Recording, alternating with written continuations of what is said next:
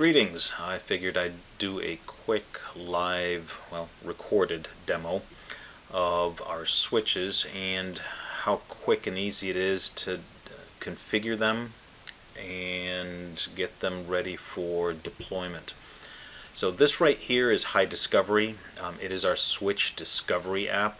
I currently have my network interface card set as a 192.168.99.99 IP address, which clearly is not in the same subnet as these switches.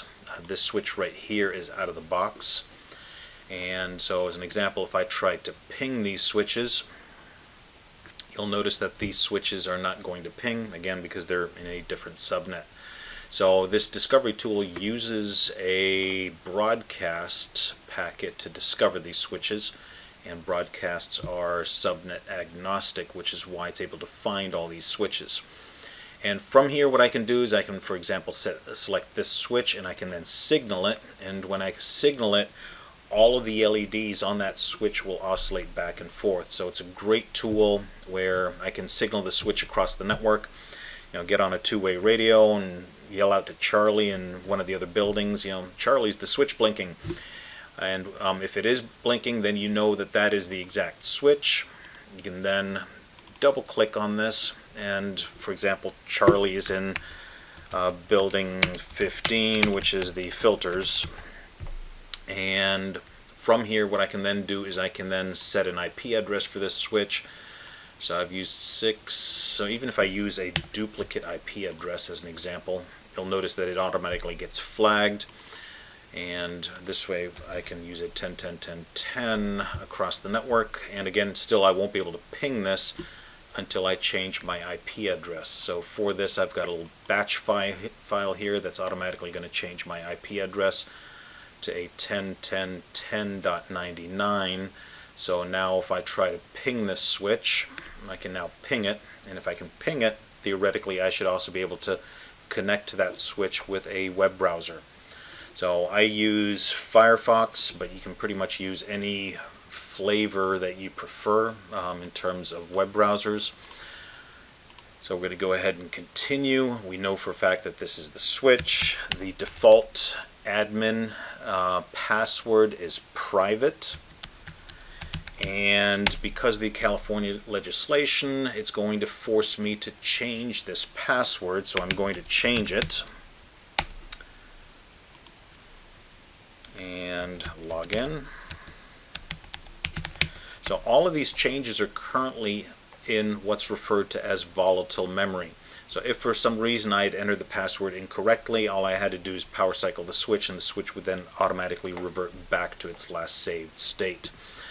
But you'll notice here that it is in building 15, so we're definitely talking to the right switch. I can actually give this a proper name. This could be panel 2, door 1, contact person, possibly John's home address or home phone number.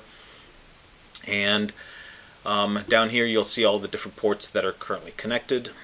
We have a few alarms up here. This is effectively just letting me know that the default password has not been changed, because I changed it back to what its original password was. Just for simplicity's sake, it's definitely not a best practice.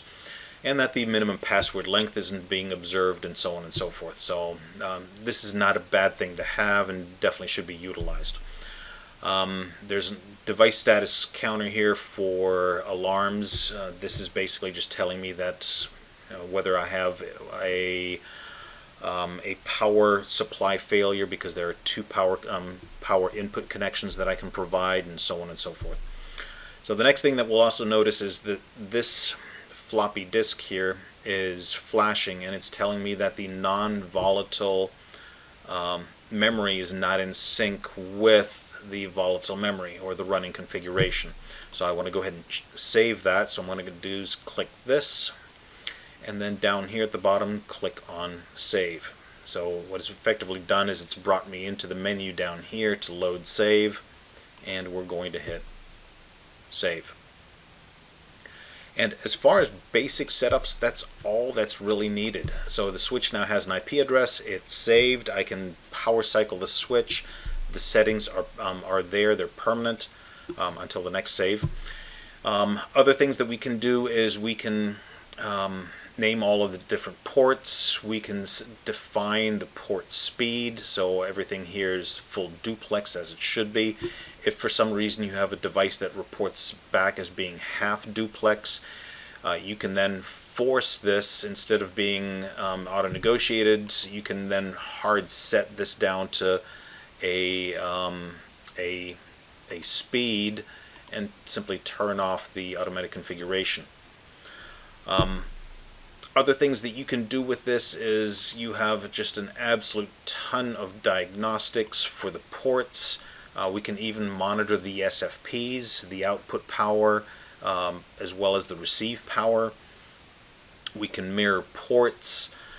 We have other features such as the industrial protocol. So for Ethernet IP, you can enable this, and you can then download your EDS file here so that you can incorporate this directly into the Rockwell software, such as RSLogix 5000. We also have a digital input on this switch. With this switch we can send a trap, so we can tie a door contact switch to that digital input, and then send a trap out into the network, sending out an alert that someone has opened up the control panel. And we then have a ton of network security features. We have ACLs, or access control lists. This is very much like a firewall light, where I can, for example, my SCADA traffic, what I can do is I can define that certain IP addresses.